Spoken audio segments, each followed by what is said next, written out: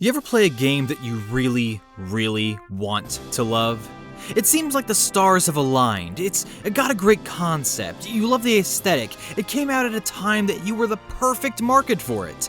But it just sorta missed the mark and fell flat for you. And while it might not have been a terrible game necessarily, the fact that it came so close to what you wanted just kind of made the sting hurt that much more. Yeah, me too. But hey, enough about Mass Effect Andromeda, let's talk about Pokémon Colosseum! I want to love this game so much. You have no idea how much I wish I loved this game. For those of you who don't know, I am a huge Pokémon fan. Although I suppose I could have just said I was born in 1993 and you could have come to that conclusion yourself. I've been playing them since Blue, and I've loved every single one of the main games. Aside from a few exceptions. I played Pokémon Stadium to death when I was a kid. I loved that you could rent Pokémon. I loved that you could use your own Pokémon from the Game Boy games. I loved the mini games. I loved that you could play the games on the big screen. I loved the Gym Leader Tower. It was all so cool! So when Pokémon Stadium 2 came out, and it was basically Stadium 1, but better, I was so freaking excited. I remember when I pulled a wishbone apart with my sister, and my one and only desire was to own Pokémon Stadium 2 one day. And look at me now! Ha! Suck it, fucknugget! And when Pokémon Ruby and Sapphire was announced, it was the first game I remember really watching the release date for. I was super excited for all the new Pokémon, and I already knew who my starter was gonna be. Mudkip. But then I found out Blaziken existed, and I've been a Torchic man ever since. But always in the back of my mind, I knew that a third generation of Pokémon meant that a new stadium was right around the corner, and I could not wait for it. So I waited. And waited. And waited. Until it was finally announced that a new console game was coming out, called Pokémon Colosseum! Yeah! Wait, what? When I first heard about it, I thought it was Stadium 3, just with a new coat of paint. I'm fairly certain it was the first game I ever pre-ordered, and I even got a bonus disc that included Jirachi. That's neat. I popped in the game into my GameCube, and what I saw in front of me was something very different. Not bad, just different. Any notions that this was Stadium 3 in disguise were washed down the drain.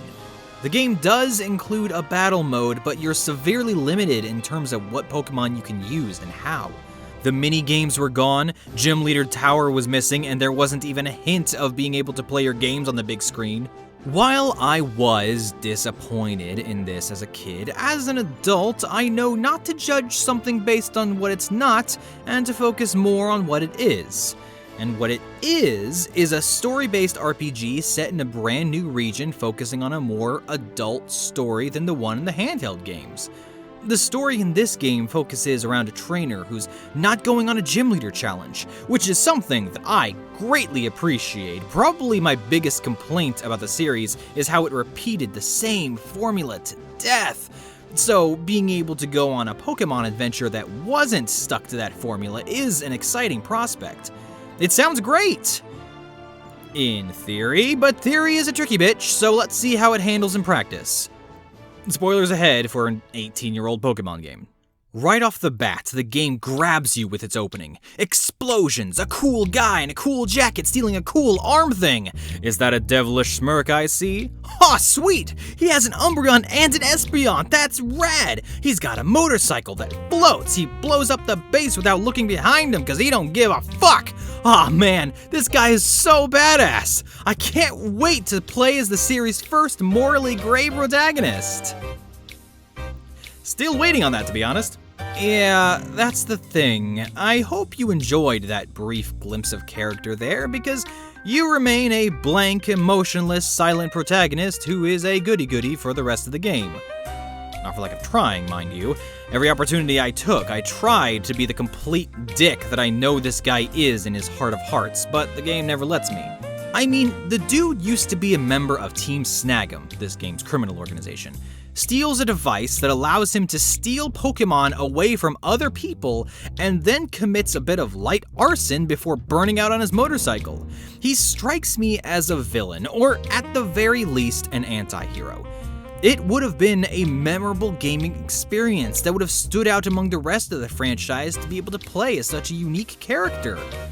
But no, instead, we just play a stock standard silent protagonist who doesn't say or do anything. In the mainline games, that's fine. The player and the player character's goals are one and the same. They want to become the champion and the best like no one ever was. The character doesn't need to emote because it's an avatar for the player, so having it have a neutral mask is the best option. But this game starts with establishing a badass character with his own goals and motivations. If anything, this should be the one Pokemon game that doesn't have a silent protagonist. But instead, we're just stuck with a piece of 2x4 that looks cooler than he is.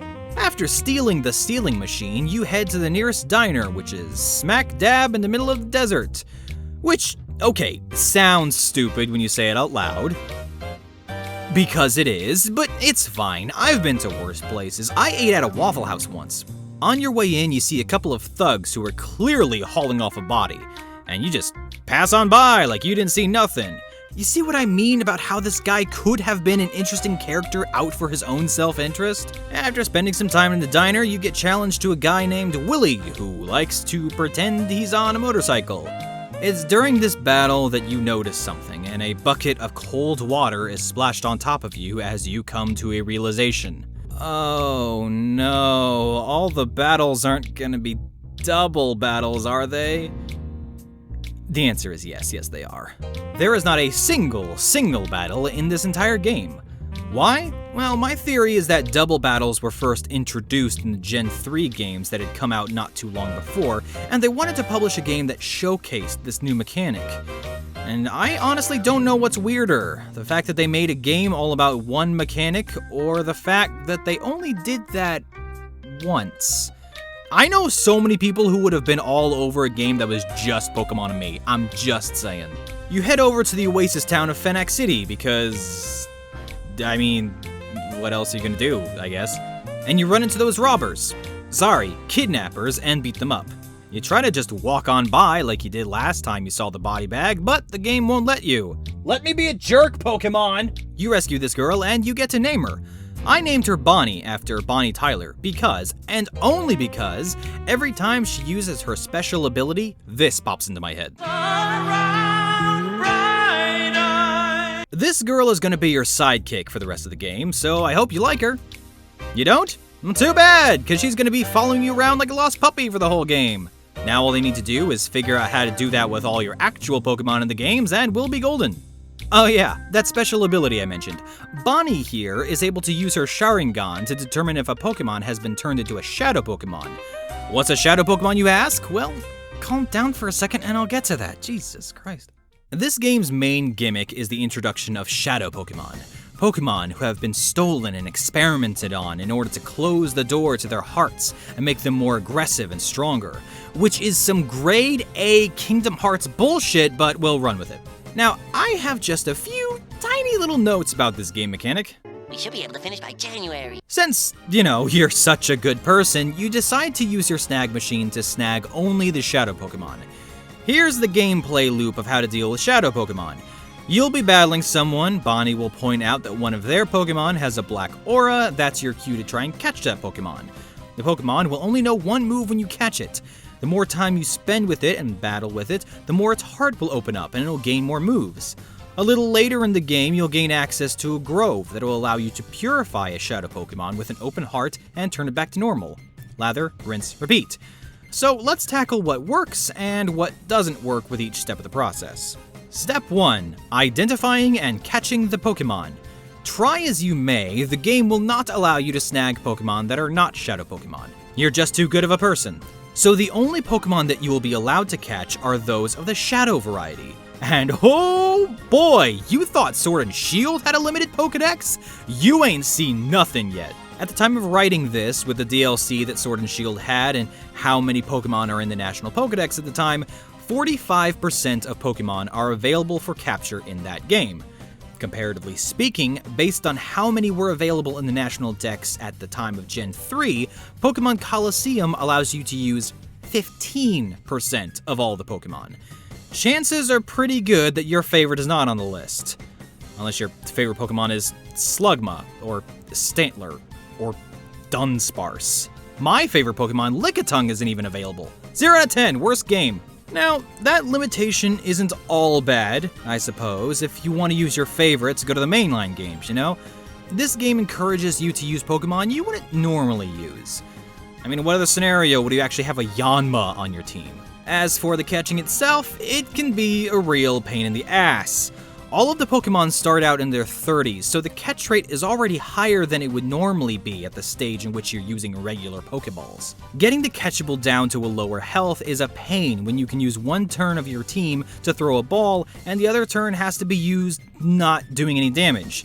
This is made even more difficult when every single Pokemon you can catch in question is a Shadow Pokemon and comes pre-built with the move Shadow Rush, a non-elemental move that does recoil damage. There was more than one instance of me trying to catch a Pokemon and then they end up killing themselves using Shadow Rush. Since there's no wild area and these battles against the trainers don't repeat, this is your one and only chance to catch the Pokemon in the main game. It isn't until the post-game that you have a second chance at most of these. Step 2. Opening a Pokemon's heart. When you first catch a Pokemon, their heart will be completely closed to you, and the only move they'll know is the move previously discussed, Shadow Rush. As you begin to open that Pokemon's heart, they will begin to remember more and more moves. The first move they learn will always be useless, and by that I mean it will not do any damage. Which means in order to do any damage, you are forced to use the move that hurts you. There are a couple of ways to open up a Pokemon's heart. You can walk around with it in your party, you can battle with it, you can use an incredibly rare item to purify a Pokemon instantly, or you can call out to it when the Pokemon is in Hyper Mode. That's another fun little thing about Shadow Pokemon.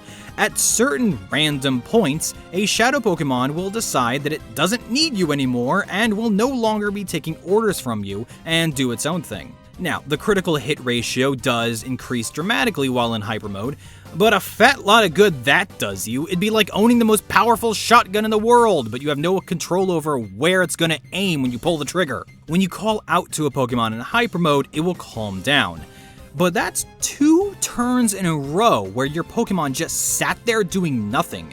So I hope you weren't planning on your Pokemon working together as a team in this exclusively team-based battle system. All of these mechanics are meant to convey a feeling of a Pokemon being a bucking bronco that you have to break in. I get it. I understand what they were trying to convey, but consistency is all I ask for, and the Shadow Pokemon don't do any of these things when they're still owned by the original trainer. They never go into Hyper Mode, and they have access to all of the moves right off the bat. I am contractually obligated to tell you that there are incense you can buy in a gate village that will allow you to give massages to these Pokemon that attack people, and that these incense will help open your Pokemon's heart. This information is brought to you by Bulbapedia, because absolutely fucking no one in the actual game tells you this unless you walk into some random stranger's house and decide to talk to them. Step 3. Purifying the Pokemon. At a certain point in the game, you unlock a grove that allows you to turn a Shadow Pokemon who has the door to their heart completely open into a normal Pokemon. Well, not a normal type Pokemon, but you know what I mean. And this is fine. I just wish that the ability to do that wasn't 5 hours into the game. I started stocking up on Pokemon that needed to be purified with no way of doing so. When you do purify them, they get all the XP they would have gotten while they were Shadows. Oh, I'm sorry. Did I forget to mention that Shadow Pokemon can't level up or gain any sort of experience? At all? Yeah, for some reason, Shadows can't gain any levels. This causes the difficulty curve to go all over the goddamn place. You'll catch a Shadow Pokemon that is the same level as anyone else that you're fighting, but the Pokemon you're fighting keeps getting tougher while the Shadow stays the same level. But honestly, the enemy is gonna pass you by level-wise, regardless of whether you're using Shadows or not. Since all the battles are double battles, every participant in a fight gets half XP. Assuming you're not switching anyone out. Unlike any other Pokemon game, there's no place to fight wild Pokemon, so it's nothing but trainer battles. There is a place you can grind, but, well, we'll get to that when we get to that. Now, you might be writing down in the comments right now, wondering how it is I would fix the Shadow Pokemon mechanic. Either that, or you've already commented about how I don't know anything and given me a dislike, in which case, see you later, I'll see you at the next video.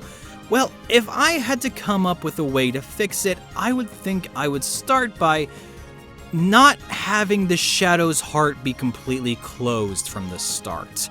This may be an opportunity to add in a moral choice system into the game itself.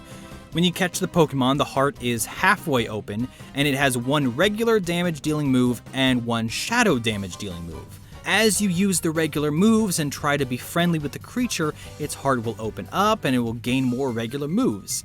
You take it to the Grove and it's purified and its one and only shadow move is replaced, like how it works now. On the flip side, the shadow move is actually far stronger than the regular move, and the more it's used, the more the heart is closed. It then starts gaining additional shadow moves until it only has the one regular move. Hyper Mode can be integrated into the Shadow Pokemon itself, as opposed to being an alternate state. The more the heart is closed, the less likely it will be to obey commands, but the higher its crit stat is. I like the idea that the shadow moves are something that the player can indulge in to get them out of a tight spot. Like the evil power-up you see in a lot of anime. Do you use the power and gain an upper hand in a fight but lose control? Or do you stick to Purifying and get a more loyal, if weaker, companion? Eventually, you will reach a spot in the game where you can permanently close a Pokemon's heart, and its last regular move is replaced. Also, it should go without saying that they gain XP normally. Perhaps Bonnie will be less likely to help you the more you permanently shut a Pokemon's hearts. I don't know, these are just my suggestions. For now, let's jump back into the story. After saving Bonnie and asking her to come along with you completely voluntarily, you make a visit to the mayor's house because he's kind? Alright, sure, why not? Right before entering into the house, you meet what I can only describe as Sephiroth if a wind machine was constantly blowing on him and he was doing a Dark Riku cosplay. He tells you he's the main villain and then fucks off. You meet with the mayor and he's about as useful as most elected officials, that is to say, not at all, and he tells you to go to the local Colosseum. A Pokémon Colosseum, one might say, but apparently it's closed. Thanks, Mayor. As always, you've been a big help. On your way out, you are accosted by some members of Team Snag'em. Isn't it convenient that the villain team tells you what they're about in their name? Say what you want about Team Snag'em, you can't accuse them of having inconsistent branding. After the battle with your fellow co-workers, Bonnie has the bright idea to go get some Pokeballs. But unlike in normal Pokemon games, Pokemarts don't actually sell Pokeballs. For some reason. Instead, you have to go back to the diner you started at and buy them there. Why do you have to go out into the middle of the desert in order to buy a fairly common item? And why is it the only place in this entire country to get it? You return to Fenac City, and apparently some real bad dudes made their way to the mayor's house. Man, they must be bad dudes if they're causing such a stir, but not Sephiroth didn't. You arrive and meet a golden disco dancer with a giant afro designed like a Pokeball flanked by 3 Power Rangers. Yeah, I can see how these guys made a stir. After they leave, you fight 2 more Snag'em grunts and you meet your first Shadow Pokemon, and I was met with my first conundrum. How far am I willing to go with this whole catch-em-all thing? I told myself that I'm basically going to try and catch every shadow I come across, but spoiler alert, the process of catching them becomes too frustrating and tedious and not at all worth it, and I stopped trying to catch them as soon as I failed catching one. You head to a place called Pyrite Town because Bonnie tells us to, I guess. Win this one because I told you to. Because you told me to! When you arrive in Pyrite Town, it's clear that the developers were trying to go for a bit more of a edgy kind of Pokemon world. They failed, but they were trying to. Pyrite is supposed to be a rough and tumble kind of place, but it's like a kid's version of rough and tumble. It's West Side Story kind of rough and tumble. It even has the snapping fingers in its main theme.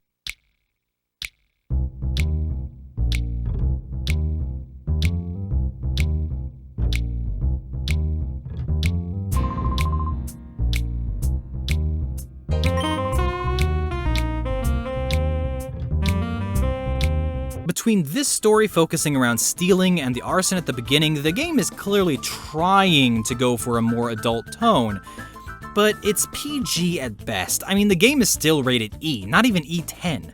It seems that Snag'em has taken over the city and taken over the town's Colosseum, and has been awarding Colosseum winners shadow Pokemon as prizes. So, a whole bunch of random people in town have shadows.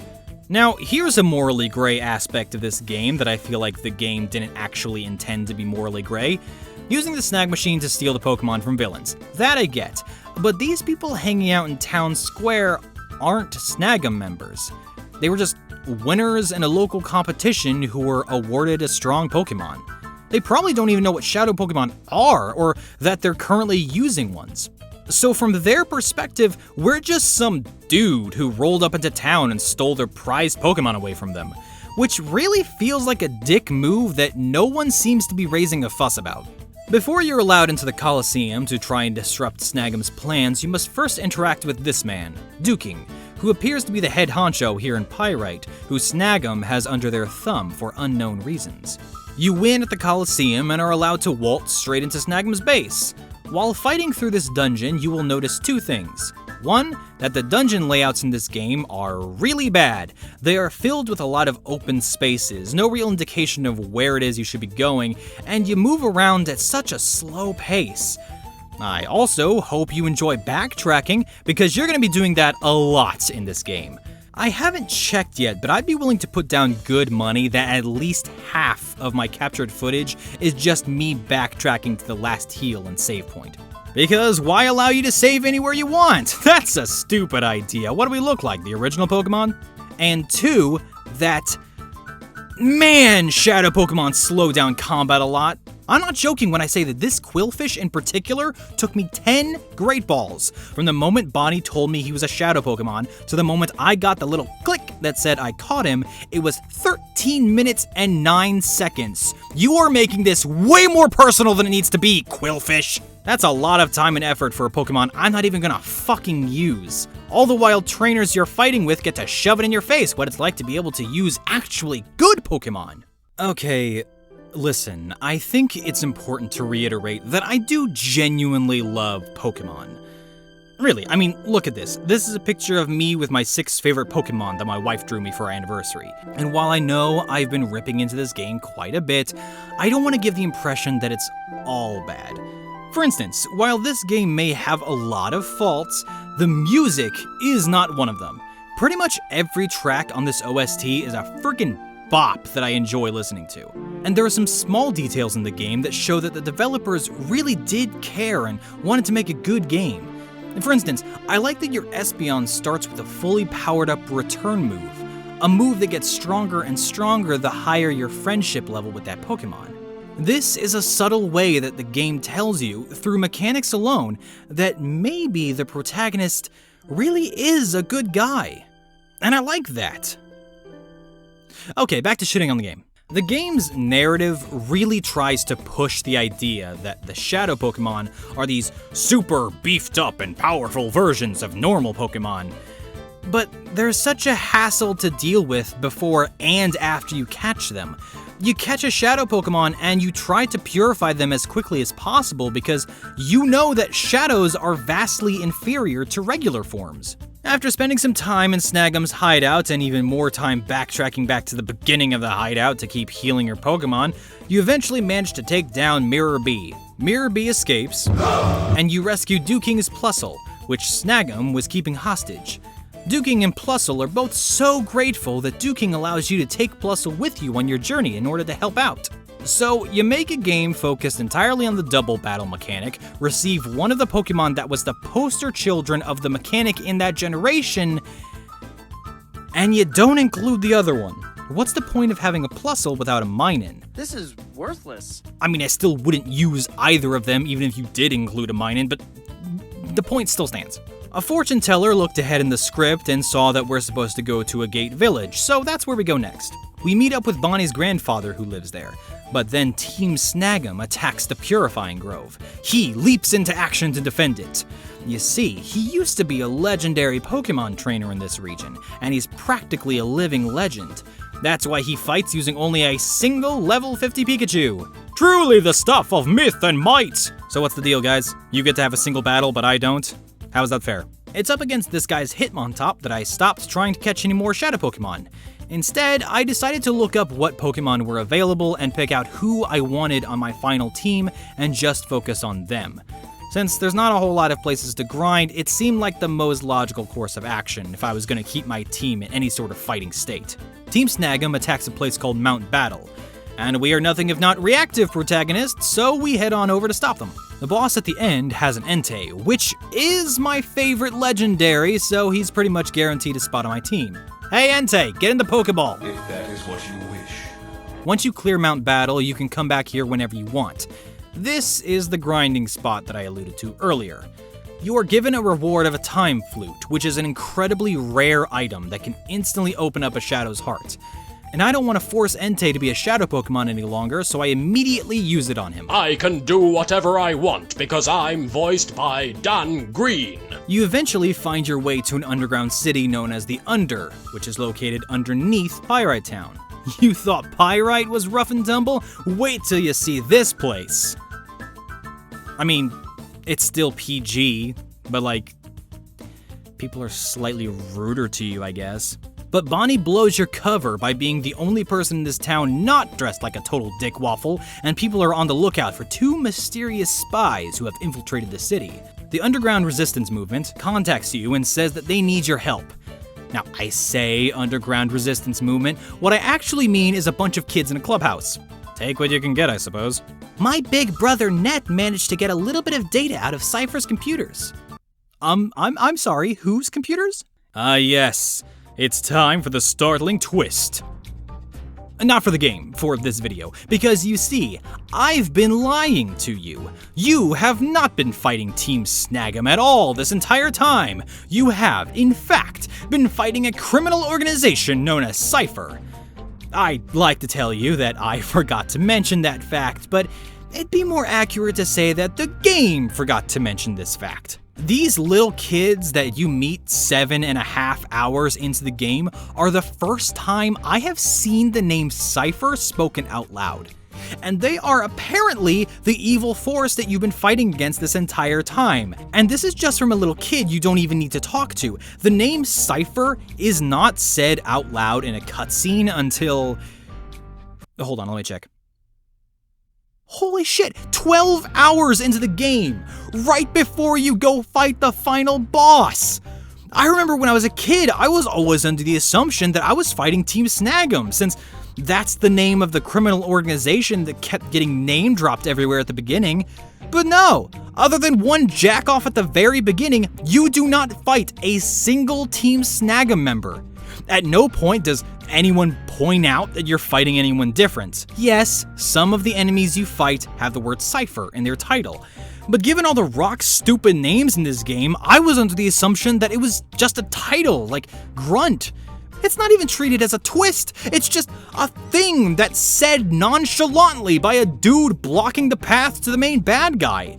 It would be one thing if it was a twist and Team Snag'em was just a cover-up for the real nefarious group behind it, like in Sun and Moon. But no!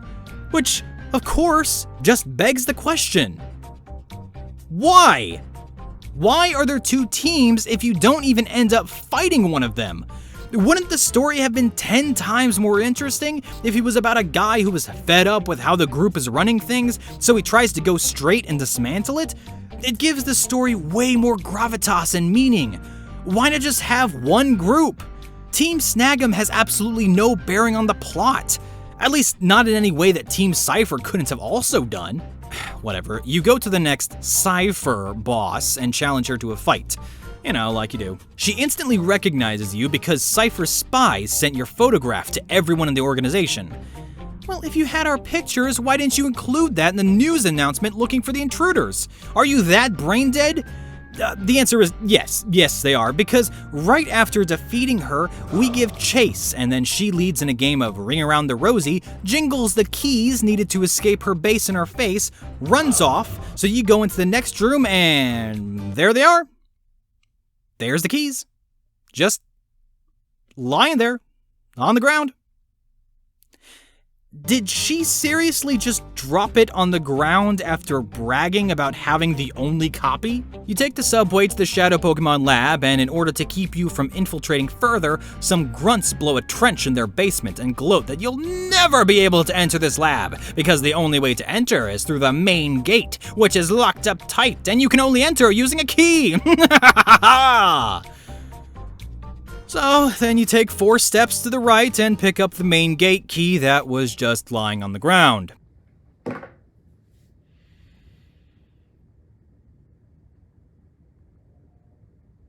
Okay. Now all we need to do is get to their secret lab, and let me tell ya, this lab is easily the worst dungeon in the game. Backtracking is always annoying, but at least all of the other Cypher bases had the common decency to include a healing machine at the very beginning of the dungeon, and maybe if you're lucky, they might have one partway through. But no, this one, which is the most labyrinthine of all of them, doesn't. So every time you clear a fight, you have to go all the way back and watch the cutscene of you going to another town. Go heal, watch the cutscene of you going back to the lab, go a little bit further, fight another guy who uses the exact same lab-themed Pokemon as everyone else in this goddamn building, walk all the way back, watch the cutscene, heal your Pokemon, watch the cutscene, go a little bit further, fight another guy, walk all the way back, watch the cutscene, heal up, watch the cutscene, go a little bit further, fight another dude.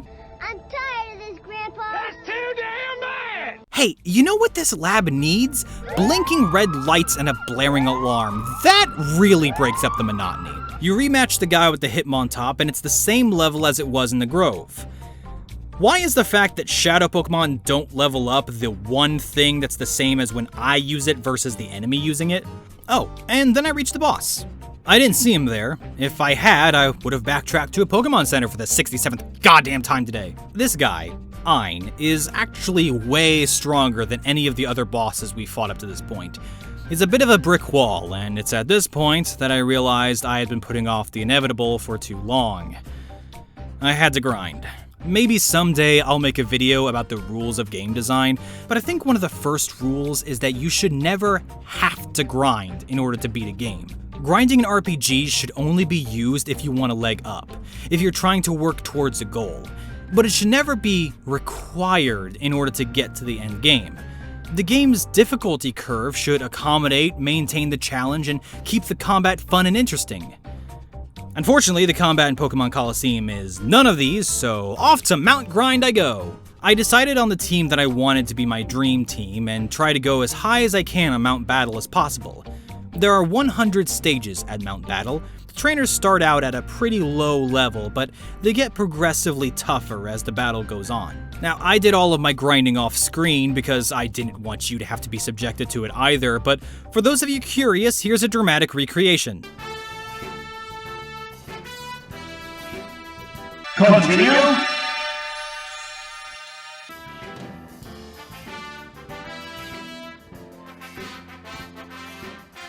Continue.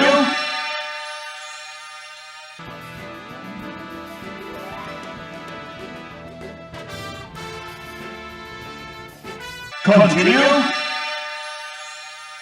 Dream Team roll call. We've got Umbreon and Espeon, my two partners in not crime since the beginning. Umbreon was always a wall and Espeon was always a powerhouse.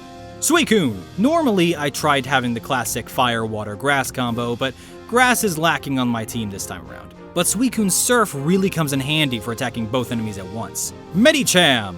I was originally going to have Heracross, one of my favorite Pokemon, but he's only available right before the final boss, so I never would have gotten a chance to grind him up. But Medicham helps cover the physical blank spot in my team. Flygon! I don't get access to the TM for Earthquake until after I beat the boss of the lab, but once I do, he is a powerhouse. And then of course, there's Dan Green! Once the lab is finally cleared, I'll blow it up later, you head to the newly constructed Realgam Tower in the middle of the map. I don't know why, no one says you need to go there, it's just the only place you haven't been yet, so why not? It's not like you've had character motivation at any other point in this game, so why break the goddamn streak? During the boss rush, you fight Ein again, and this time he has a Crobat as opposed to the Golbat he had earlier. For those of you who don't know, Golbats only evolve into Crobats due to friendship, just like Espeon and Umbreon. I was hoping this might have implied some sort of character growth on his part, like it did for the rival in Gold and Silver. But if he did go through any sort of character arc, none of that is shown on screen. At the end of this Cypher base, you must take part in the Colosseum that this tower was built to house. It's kind of strange that in the game Pokémon Colosseum, you're only required to partake in 2 Colosseum challenges to progress in the story. But I have a lot of questions, as I so often do. Why are there so many people in the stands? Didn't it open like 2 hours ago? None of these people know about Shadow Pokémon, so from their perspective, they're just seeing some kid steal other people's Pokémon. Why is no one making a fuss about this?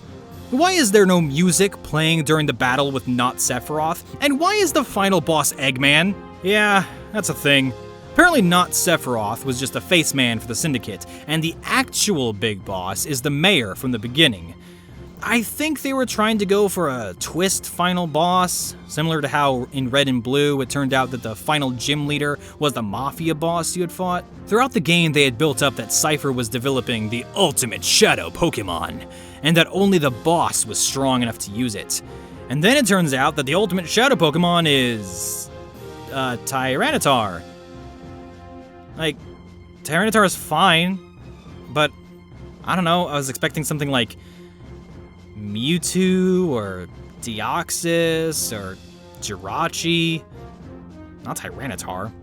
But ultimate or not, a Master Ball is still a Master Ball. Eggman tries to escape before the cops show up, but then Ho-Oh shows up and blasts a helicopter out of the sky. Thanks? I appreciate your help. Why are you here? At no point was it foreshadowed or even mentioned that Ho-Oh was native to this region. And that's that. You defeated Cypher. You know, the one and only group of bad guys, and beat the game. Credits roll. I do appreciate how the credits show off Pokemon that you can't catch in this game. There's an extensive post-game with several more Shadow Pokemon to catch, as well as an area that allows you to catch ones you missed. If you catch all of the Shadow Pokemon, you have a chance to battle and capture Ho-Oh. All of this is for completionists, or people who really enjoyed the game and wanted to play more. Seeing as how I am neither, I will be doing none of this. No matter how I may have come across in this review, I'm not mad at this game. I'm just disappointed. I see what this game could have been, and it makes me sad that we didn't get it. A story-based game set in a Pokemon world that has a little bit more of a darker tone to it. I super dig it, but the story didn't follow through on any of that, and I feel like if it had been bumped up to a T rating, maybe even an E10 rating, it might have been able to become a super memorable gaming experience. But as it is now, it's just a lackluster title with a difficulty curve that's all over the place that limits you in so many ways that the base games don't. From what you can catch, to how you can act, to how you can battle. I've been told that the sequel, Pokemon XD Gale of Darkness, fixes a lot of the problems that I had with this game, so I'm sure I'll do a review of that one eventually. But as it stands now, I don't think that this game is an experience I'll be returning to anytime soon. Hey everyone, thank you all so much for watching. I've been working on this video for a while, and I'm rather happy with how it turned out. If you also liked it, feel free to give it a like, and go ahead and subscribe since you're, in the neighborhood. Earlier in the video, I showed you a picture of my 6 favorite Pokemon. I'd love it if you commented down below what your 6 favorite Pokemon are. I also just posted a video talking about the game Costume Quest. That one is a lot shorter than this one, I promise. And with that, I'll see you all in the next video. Toodles!